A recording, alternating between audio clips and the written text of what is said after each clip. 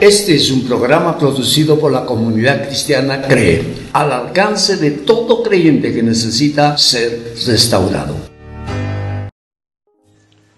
Bienvenidos, amados hermanos, a nuestra reunión dominical. Damos gracias a Dios por su misericordia y sobre todo la carga que teníamos de edificar la iglesia. Terminamos con este estudio completo de la primera carta de Juan. Creo de todo corazón que les ha servido bastante para ubicarse en la posición en que se hallan, no solo con relación a Dios, sino con relación a la congregación, a la vida de iglesia. Es mi oración y deseo profundo que no solo hayan logrado una convicción de que son hijos de Dios, sino que también hayan entendido el estado del nivel de vuestro estado espiritual. De ser así, Satanás ha perdido grandemente en ustedes, porque ahora Satanás sabe que ustedes saben lo que él sabe. Ya no los manipulará, pero hay algo muy importante: estarán en condiciones de evangelizar con autoridad de hijo o hija de Dios, y que podrán ayudar a nuevos convertidos a crecer espiritualmente. Si ustedes no usan todo lo que han aprendido para extender el reino, entonces vano ha sido todo ese estudio. Bien, como siempre, una retroalimentación. En las sesiones anteriores ya ustedes han aprendido acerca del anticristo que mencionó Jesús, de los anticristos que hace mención el apóstol Juan, de las características de los anticristos que se manifestaron en los tiempos de Juan, y también obviamente los que aparecen ahora, de la recomendación para reconocer a un anticristo. Luego también han aprendido cómo probar a un anticristo. Así que ahora voy a tratar las características de quienes irán al Padre, y para eso usaremos 3 pasajes. Vamos a orar, hermanos. Gracias, Dios, por esta oportunidad que nos das de reunirme nuevamente con mis hermanos, edificarlos, porque es mi responsabilidad y sé que contigo lo vamos a lograr. El Espíritu Santo va a trabajar en cada corazón y va a acomodar cada palabra a su necesidad específica. Declaro que así será hecho en el bendito nombre de Jesús. Amén. Y amén. Muy bien, hermanos. Hoy día, como le dije, vamos a 3 pasajes. Por ahora empecemos lo que ahora somos. Así que primera carta del apóstol Juan, capítulo 5, ábranlo por favor. Primera carta de Juan, capítulo 5, los primeros 5 versículos. Lo vamos a hacer verso por verso, así que mantenga su Biblia abierta en primera Juan 5. El verso 1 dice: todo aquel que cree en Jesús, que Jesús es el Cristo, es nacido de Dios. Y todo aquel que ama al que engendró, ama también al que ha sido engendrado por él. Aquel que cree que el hombre Jesús es el Cristo, o sea, Dios encarnado, ha nacido de Dios y ha venido a ser un hijo o una hija de Dios, siendo transformados en la imagen de Jesucristo en la vida de iglesia. Es decir, el propósito de Dios es eso. Y eso viene por medio de la santificación, que es un proceso que se desarrolla en la relación permanente y continua con Dios por medio de la palabra y la oración. La expresión de los hijos de Dios es que aman a Dios el Padre, y con su amor derramado aman a sus hermanos, porque también han sido engendrados por el mismo Padre y mantienen una comunión que les permite crecer espiritualmente. Eso es vida de iglesia. El hacer vida de iglesia y no apreciar, amar a los hermanos, no relacionarse, no vincularse, no identificarse con la visión de la iglesia, lamentablemente solamente está haciendo religión, no es vida de iglesia. El verso 2 dice: en esto conocemos que amamos a los hijos, ha nacido de Dios. En esto conocemos que amamos a los hijos, cuando ha nacido de Dios y ha venido de Dios, cuando amamos a Dios y guardamos sus mandamientos. Amar a Dios y cumplir sus mandamientos son requisitos previos para que amemos a los hijos de Dios. Esto se basa en el nacimiento divino y en la vida divina. El nacimiento divino es la conversión, o sea, recibir a Jesús como Salvador personal. Y la vida divina empieza después del bautismo en agua, haciendo vida de iglesia, la cual inicia el proceso de la santificación. El guardar los mandamientos es poner en práctica todos los principios que recibimos en la vida de iglesia. Será esto el que produce el carácter de Cristo en cada alma salvada, con el cual nos tenemos que presentar delante del Padre, luego del arrebatamiento, luego que pasemos al tribunal de Cristo y entremos en las bodas del Cordero. Después de todo eso nos presentaremos al Padre con la imagen y semejanza de Jesús. Qué importante, ¿no? Qué importante el propósito de Dios y qué importante desde ahora está preparándose en ese nivel. El verso 3 dice, pues este es el amor a Dios, que guardemos sus mandamientos, y sus mandamientos no son gravosos. Guardar los mandamientos de Dios constituye nuestro amor para con Él y es evidencia de que le amamos. ¿Cuál es tu actitud cuando Dios en tu tiempo devocional te demanda un cambio de actitud? Una pregunta que debes responderte. Te lo repito. ¿Cuál es tu actitud cuando Dios en tu tiempo devocional te demanda un cambio de actitud? Obviamente tienes que mirarte cómo estás ante esa palabra. Si te pone nota de 0 a 10, sabiendo que de 5 para abajo es desaprobado, ¿cuánto te pondrías? Segunda pregunta. ¿Cómo reaccionas cuando la palabra te ordena dejar algo que interrumpe tu comunión con Él? La reacción normal sería que debe crearte un estado de inestabilidad emocional interna. Tu conciencia entra en acción y te recrimina de que lo que estás haciendo no está conforme a Dios.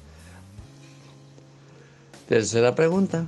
¿Pones en práctica los consejos que te da tu pastor de modo que los recibes como si el pastor o Jesús te ordena? Eso es importante porque, y es un consejo, cuando vayas a pedir consejo del pastor, de tu líder, ora antes y dile, Dios, háblame por él. Entonces cuando Él te da un consejo, cuando tú recibes ese consejo, es Jesús mismo el que te está dando el consejo, por tanto, es tu responsabilidad ponerlo por obra. Los mandamientos de Dios no son pesados para la vida divina, dado que ésta es tan capaz, porque cuando es revelada por el Espíritu Santo, Él mismo está dispuesto a ayudarte a cumplirlo. Vamos al versículo 4. Porque todo lo que es nacido de Dios vence al mundo. Y esta es la victoria que ha vencido al mundo, nuestra fe. Se refiere a todo aquel que ha nacido de Dios, porque usando la fe que se le ha regalado el día de su conversión, cree en Jesús y lo recibe como salvador personal. Esta expresión, nacido de Dios, se refiere especialmente al espíritu que estaba muerto por causa del pecado ancestral. Así hemos nacido, así hemos venido en este mundo. Entonces, cuando nacimos de Dios, es que hemos nacido del Espíritu. El espíritu regenerado del creyente que ha renacido por el Espíritu Santo no practica el pecado. Es decir, desobedecer o transgredir un mandato divino de manera deliberada, eso no lo hace. Al punto de planear el pecado, eso no lo hace. Si peca es porque su carne, donde están las actitudes que el diablo sembró, ya están atadas y el creyente tiene que andar en el Espíritu y no satisfaciendo las demandas de la carne. Esta es la manera de vencer al mundo. En el supuesto caso que por descuido, por error, peca, el Espíritu Santo le redarguye de pecado, inmediatamente busca arrepentirse y confesar su pecado. 1 Juan 1:9 es una herramienta inmediata. Si confesamos nuestros pecados, Él es fiel y justo para perdonarnos nuestros pecados y limpiar de toda maldad. Así que el nacimiento divino del creyente con una vida divina le otorga la fe para recibir a Jesús y le deja también para cambiar su persona hasta mostrar el carácter de Cristo.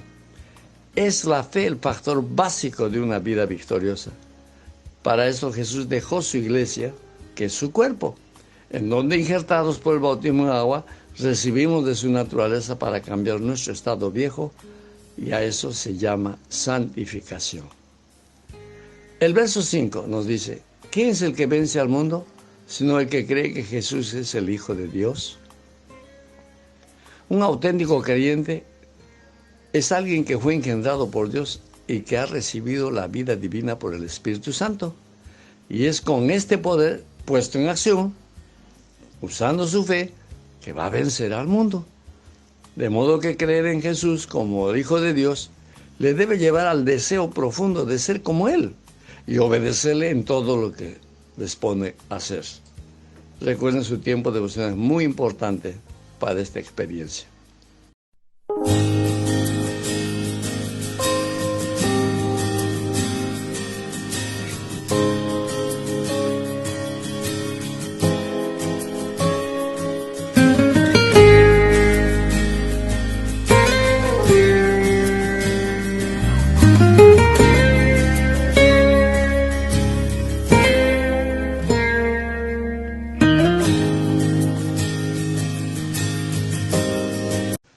Continuamos ahora siempre con la primera carta del apóstol Juan, capítulo 5, pero esta vez vamos a usar del verso 6 al verso 12.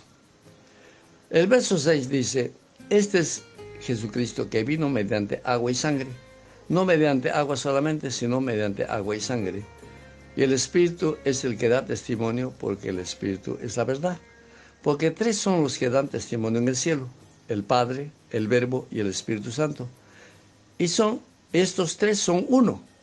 Y tres son los que dan espíritu en la tierra: el espíritu, el agua y la sangre. Y estos tres concuerdan. Muy bien, vamos a explicar esto. Jesucristo vino como Hijo de Dios para que nosotros naciéramos de Dios y recibiéramos la vida divina. Dios no nos da, cuando recibimos a Jesús, nos da la vida eterna en Jesucristo. Se afirmó que Jesús, el hombre de Nazaret, es Hijo de Dios mediante el agua, por lo que pasó en su bautismo con Juan el Bautista, y mediante su sangre que derramó en la cruz, y por último, mediante el Espíritu que Él dio sin medida para levantarlo en la resurrección. Son tres los que dan testimonio de Dios en los cielos. Y cuando en los cielos estamos hablando de los tres cielos, particularmente el segundo cielo, que es ahí donde se someten y reconocen a Jesús, que está sobre todo nombre. Mediante estas tres cosas, Dios testificó que es Hijo suyo y nos dio para que recibamos la vida divina creada en su nombre. El agua del bautismo pone fin a la vieja creación al sepultarlas. La sangre derramada en la cruz redime a los que Dios ha escogido de entre los de la vieja creación. Y el Espíritu, que es la verdad, la realidad en la vida, que hace germinar a los que Dios ha redimido de la vieja creación y han sido hechos hijos suyos. Y estos viven una vida que practica la verdad, la voluntad de Dios, la justicia de Dios y el amor de Dios, para que ellos sean la expresión regenerada con la vida divina. Un creyente de esta naturaleza no puede ser el mismo. No puede ser el mismo. Tiene que ser definitivamente diferente. Entonces queda claro que de la suma que acabamos de hablar del testimonio, nosotros tenemos reconocimiento en el tercer cielo, en Cristo Jesús, como hijos. En el segundo cielo y en la tierra se nos reconoce como tal, por lo cual primero, en el segundo cielo, Satanás nos tiene que respetar, ya no tiene derecho sobre nosotros. Y en la tierra, nuestro cambio hará que la gente se dé cuenta que Dios está en nosotros. O sea que somos reconocidos en los tres cielos. Una vez más, en el tercer cielo, delante del Padre; en el segundo cielo, ante los poderes diabólicos; y en la tierra, ante la comunidad que nos rodea. Entonces, si que tú crees en la sangre derramada de Jesús a tu favor, entonces por eso es que recibes en tu corazón y lo muestras en los cielos con tu bautismo en agua, y muestras al mundo con tu vida regenerada, mostrando a Jesús en tu carácter transformado. ¿Te das cuenta? Bien práctico es el testimonio. Cuando tú recibes a Jesús, es porque estás creyendo en la sangre derramada de Jesús. Esa sangre da testimonio de ti. Ahora, cuando te bautizas en agua, el testimonio es en el segundo cielo, porque ellos ven que estás incorporando al cuerpo de Cristo. ¿Y cuál es el testimonio ante el mundo? Tu vida regenerada, en la cual muestras a Jesús con tu carácter, que es diferente al que tenías antes. El verso 9 dice: Si recibimos el testimonio de los hombres, mayor es el testimonio de Dios, porque este es el testimonio con que Dios ha testificado acerca de su Hijo. El testimonio dado mediante el agua, la sangre y el Espíritu de que Jesús es el Hijo de Dios, constituye también el testimonio de Dios, el cual es mayor que el de los hombres. O sea, cuando Dios da testimonio, está por encima de cualquier testimonio humano. Así que debemos sentirnos felices cuando la gente reconoce que somos diferentes. Ellos van a aprender a confiar en nosotros y nos van a creer lo que les decimos, porque esa es la evidencia que en los cielos Dios nos reconoce en su Hijo Jesucristo, haciendo vida de iglesia, de que somos como Él. Por tanto, el testimonio que ha dado en el cielo acerca de Jesucristo se aplica también a nosotros. Por esa razón es que Satanás ya no tiene derecho alguno sobre nosotros. El versículo 10 dice: el que cree en el Hijo de Dios tiene testimonio en sí mismo. El que no cree a Dios le ha hecho mentiroso, porque no ha creído en el testimonio que Dios ha dado acerca de su Hijo. Y este es el testimonio que Dios nos ha dado, la vida eterna. Y esta vida está en su Hijo. Que digamos que somos creyentes y no mostramos cambios en nuestras vidas, estaríamos negando la obra de Dios y el poder del Espíritu Santo. Dios, para los regenerados, da una evidencia completa. La evidencia de que no hayamos creído en el testimonio de Dios en los cielos, eso nos haría incrédulos. Pero si hay testimonio de Dios de que nosotros somos sus hijos, entonces somos verdaderos discípulos. No sé si me dejaba entender. Vuelvo a repetirte. Si somos creyentes y no mostramos cambios en nuestra vida, estamos negando la obra y el poder de Dios. Para los regenerados, sería una evidencia de que nosotros ya no pertenecemos a Satanás, ya no creemos en el testimonio del hombre, sino en el testimonio de los cielos. De esa manera recién vas a ser un verdadero creyente o una verdadera creyente. Lo contrario mostraría que eres un verdadero incrédulo o una verdadera incrédula. Lo contrario. Verso 12. El que tiene al Hijo tiene la vida. El que no tiene al Hijo de Dios no tiene la vida. Este debe ser el certificado de los creyentes. ¿Eres creyente? Tienes tu certificado. ¿Y cuál es tu certificado? Que vives la vida de Dios con un testimonio objetivo de tu relación con Dios. Vivamos pues entonces motivados con este versículo en los momentos difíciles que enfrentamos por causa de nuestra transformación. Vamos a tener momentos difíciles. Recuerda entonces en ese momento que tienes a Jesús, por tanto tienes la vida. Y por tanto Dios te ve como su hijo. Eso debe ser tu motivación en los momentos difíciles.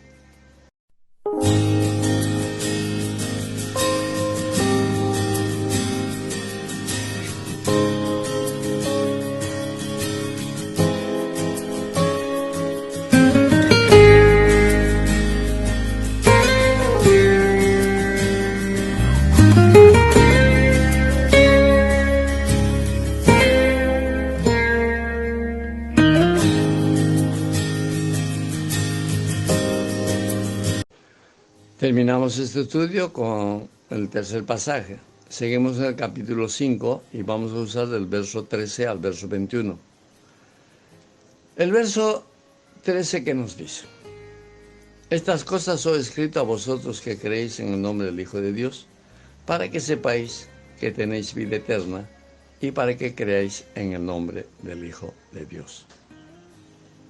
Juan escribe esta carta a los creyentes que han experimentado y comprobado que Jesús es el amén de todo lo que el Padre habló en las Escrituras, que nos revela. Entonces, Pablo está escribiendo a quienes ya están caminando en el proceso de la santificación. La práctica de creer en el nombre de Jesús es que todo lo que el Padre es, se manifiesta por medio del Espíritu Santo y nos revela para nuestras necesidades. Debemos tomarlo como una verdad inmutable, que en Jesucristo se va a cumplir sí o sí, porque Él está en nosotros para hacerlo realidad en nuestro mundo natural.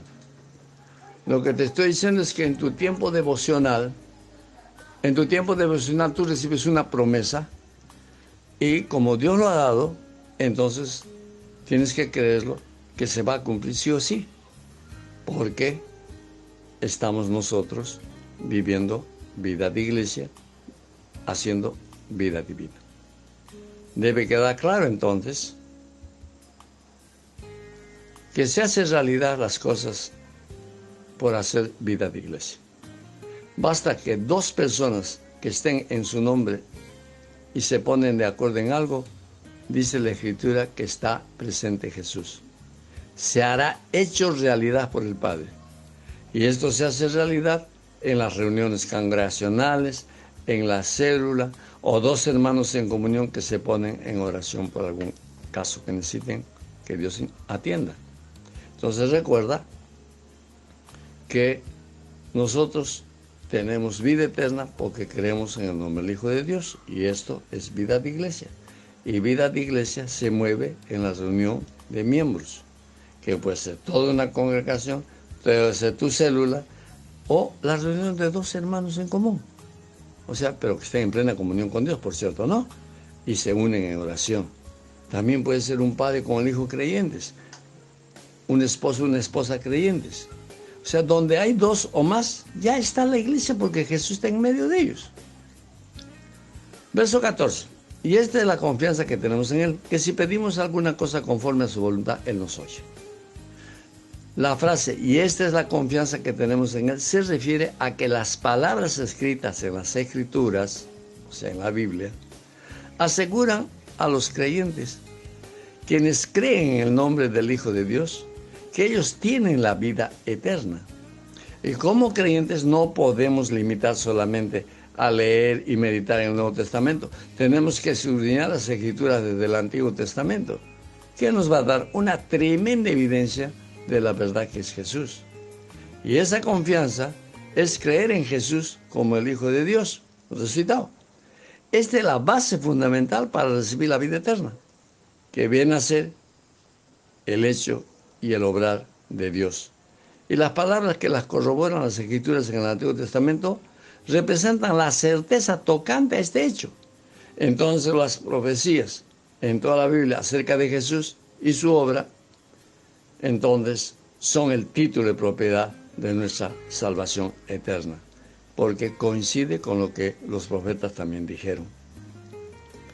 Mediante estas palabras se nos da la certeza de que lo que nos habla Dios es su voluntad, y se cumplirán porque son las arras de que siempre, y cuando creamos continuamente en el nombre de Jesús, llegaremos a experimentar el 100% de la vida eterna.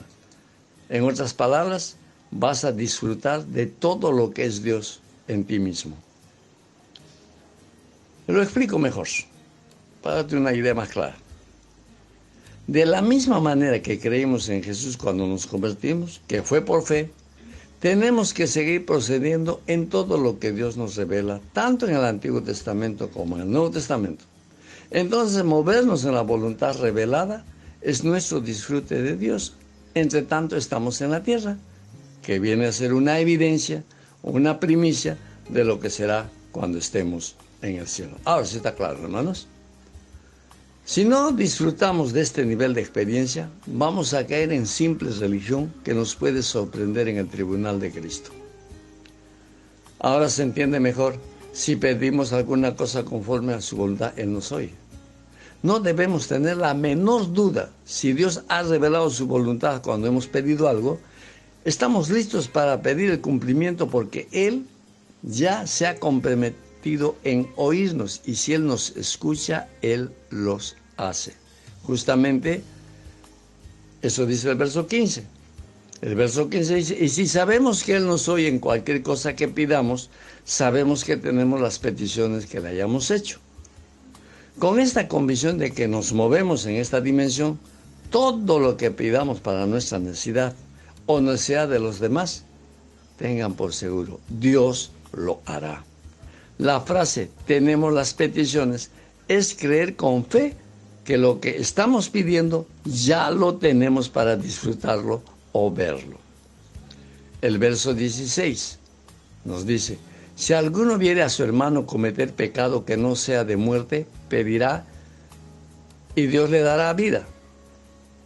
Pero es para los que cometen pecado que no sea de muerte. Hay pecado de muerte, por lo cual yo no digo que se pida. Bien, vamos a analizar esto, es muy importante. Muy poco se predica sobre este tema. Dice que si hay una persona o un creyente que comete un pecado que no es de muerte, podemos pedir y Dios lo hará. Esta debe ser una oración hecha mientras permanecemos en comunión con Dios. Porque si estamos en comunión con Dios, vamos a producir vida a aquel por el cual se pide. Esto indica entonces que el solicitante será el canal de vida para que aquel por el cual ora. En otras palabras, nosotros nos convertimos en una especie de camino para que la vida de Dios pase al que solicita la oración. Esto no significa que el solicitante tenga vida en sí mismo y pueda dar vida a otros por sí mismo, no. Necesita primero de Dios para darlo a otros. Entonces significa que un solicitante que permanece en el Señor, que es uno con el Señor, y que al pedir por otro en su espíritu con el Señor, como dice 1 Corintios 6, 17, pero el que se une al Señor, un espíritu es con él. Entonces, quien va a orar viene a ser el medio por el cual el Espíritu vivificante de Dios puede darles vida a aquellos por los cuales solicitan que se pida. Este es el asunto de impartir vida en la comunión de vida divina. Para ser personas que pueden dar vida a otros, tenemos que permanecer en la vida divina y en ella andar, vivir y ser. O sea, ser creyentes auténticos. Cuando se dice que hay pecado de muerte, no se trata de los anticristos ni de los incrédulos, sino de creyentes que por su dureza de corazón Dios ha determinado que se los va a llevar a su presencia. Para saber si es pecado de muerte o no, le corresponde a los ministros ungidos el captar la voluntad de Dios para ese caso. En esa situación no puede orar cualquier persona. Tiene que ser un ministro ungido, constituido por Dios. Estamos llamando de un apóstol, un profeta, un pastor, ¿no? Un líder que ha sido impuesto manos para esos casos, entonces ellos lo pueden hacer. Hasta donde he podido entender, las causas de este pecado de muerte son, por ejemplo, pecados reincidentes con consecuencias que afectan a más personas. Lo que estoy diciendo es, una persona se le advierte, se le amonesta, se le dice, deja de hacer esto, pero sigue y sigue, ya está afectando a las personas, ya puede ser un pecado de muerte que Dios va a decir, ya no ores. También actitudes que van a afectar a la iglesia al punto de apartarla o dividir la iglesia. Personas que el diablo puede usar en su carnalidad, poniendo división en la congregación, murmurando, juzgando hermanos, ministros, ellos van a destruir la obra. Eso también es pecado de muerte. Toca entonces a los ungidos, en este caso a los ministros que Dios ha constituido, tomar la decisión final, entregarle al Señor. En estos casos, Dios da testimonio que no debe orarse para permitirle a Dios juzgar. Pongo como ejemplo el Nuevo Testamento, el caso de Ananías y Zafira, lo puedes encontrar en Hechos 5, del 1 al 11. O el caso de los corintios que comían la cena indigna, 1 Corintios 11, 29 y 30. Esto es importante. Antes de compartir o ministrar o tomar la Santa Cena, debemos estar seguros que no estamos reincidiendo en ciertos pecados, que estamos arrepentidos y con la conciencia limpia delante de Dios. De lo contrario, podemos caer en pecado de muerte y partir. Estos juicios benefician a la iglesia porque desata el temor de Dios y la congregación no es contaminada ni arrastrada a la destrucción. Si son creyentes genuinos, cumplirá lo que se dice en Juan 6:39. Y esta es la voluntad del Padre, el que me envió, que de todo lo que me dieran no pierda yo nada, si no lo resucite en el día postrero.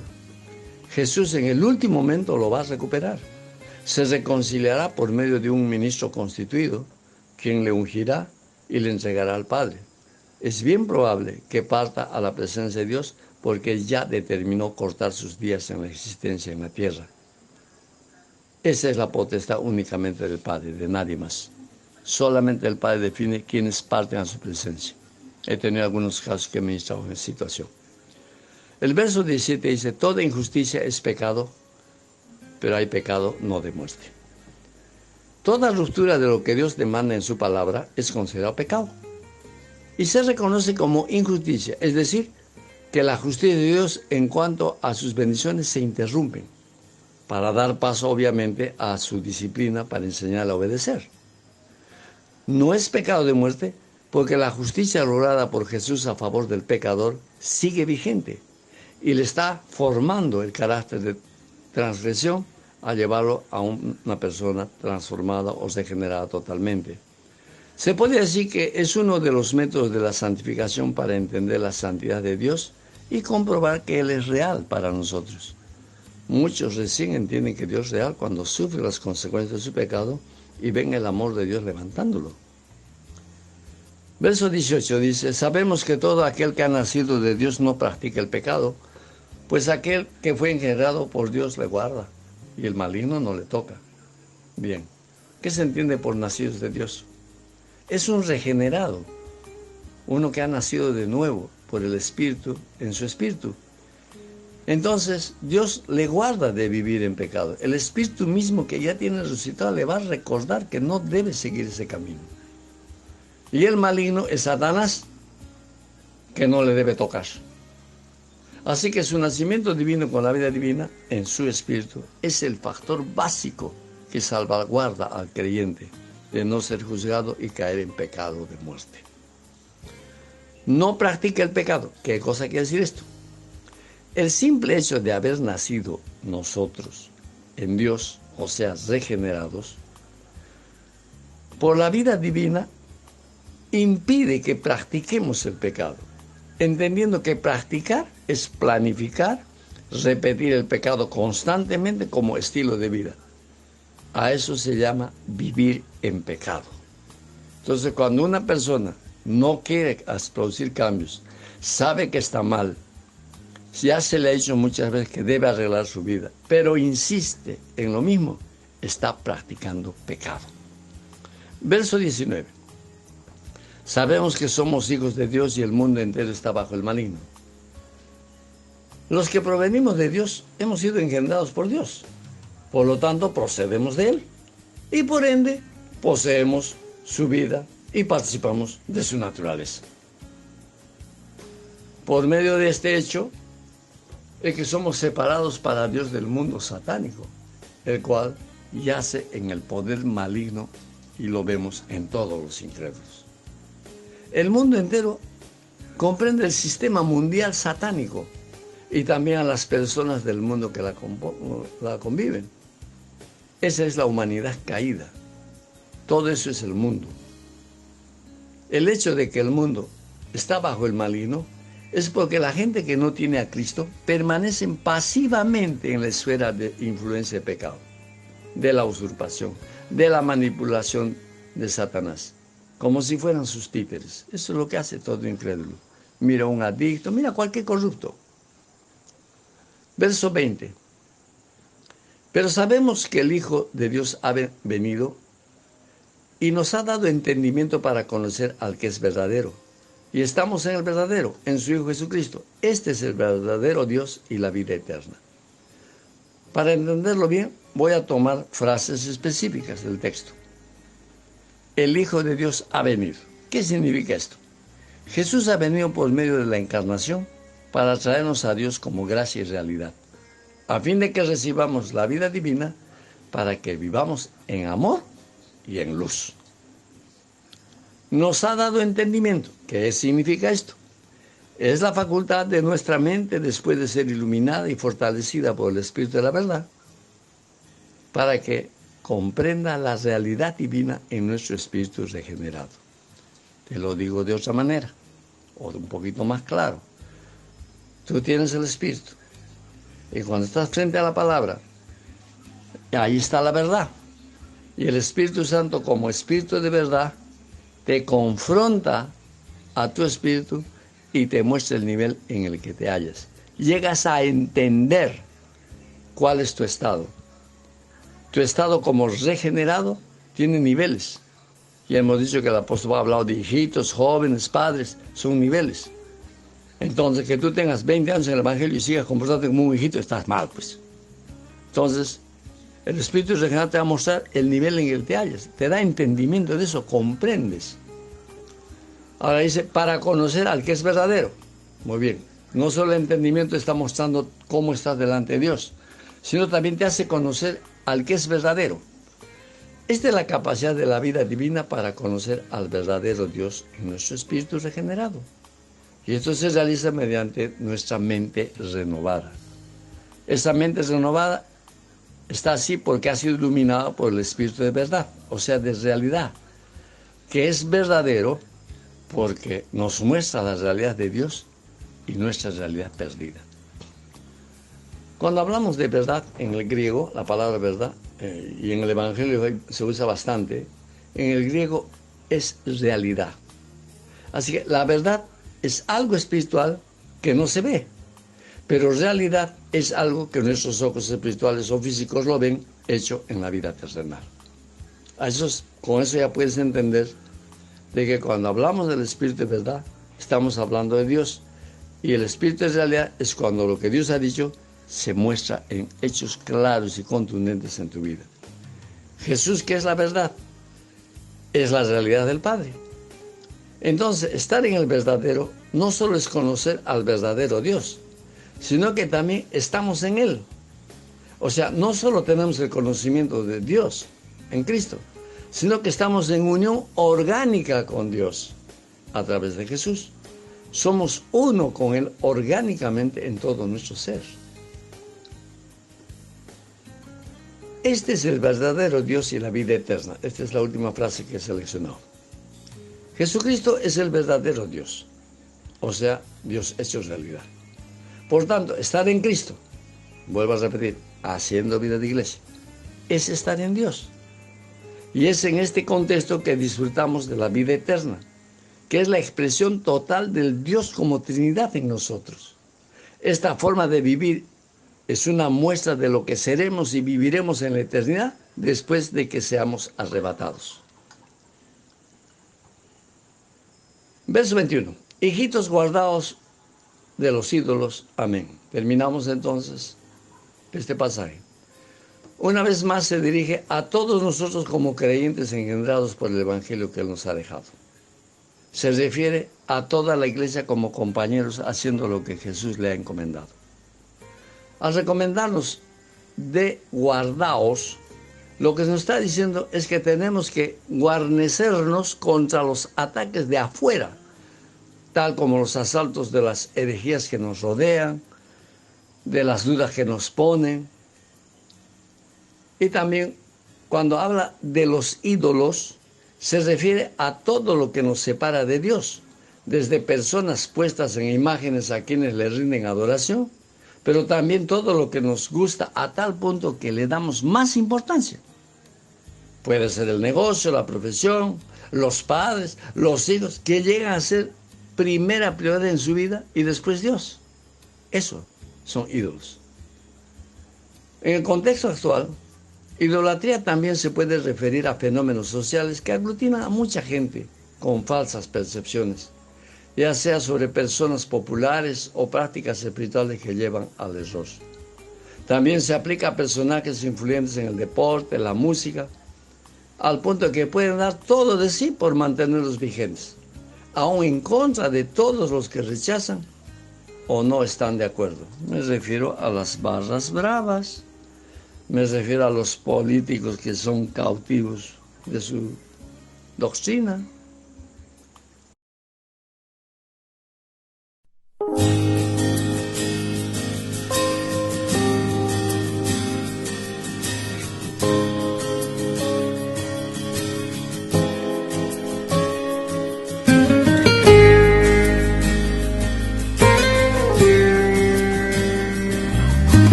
Bien, amados hermanos, ha sido una gran bendición haber compartido un análisis ordenado de la primera carta del apóstol Juan.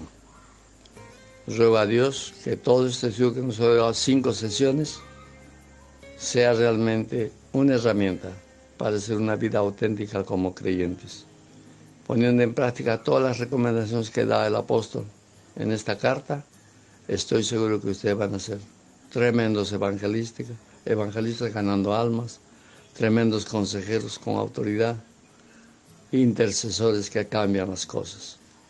Yo creo, hermanos, que definitivamente están diferentes. Me encantaría conocer testimonios vuestros acerca de este estudio. Vamos a orar. Bendito Dios, gracias, porque mi sueño ha sido realizado. Toda esta cargación la tomé cuando en un devocional contigo me mostraste pecado de muerte y pecado que no es de muerte. Eso me llevó a analizar toda la carta y ahora con el amor tuyo, con tu respaldo, con la unción de Jesús que me ha puesto para dar vista a los ciegos, he podido compartir con mis hermanos toda esta carta en estas 5 sesiones, que ellos puedan repasar las veces que deseen y también la compartan con aquellos que se han apartado de ti o que no son creyentes. Dios, los encomiendo en tus manos, bendícelos con esta palabra y los frutos yo los voy a ver. Gracias. Todo esto te lo pido en el bendito nombre de Jesús. Amén y amén. Este ha sido una producción de la comunidad cristiana CREE. Si necesita apoyo espiritual, consejería o terapia, puede ingresar a nuestra página web ministeriocree.com y gustosos estaremos a vuestra disposición. También nos encontrará en Facebook y YouTube. Que Dios los bendiga.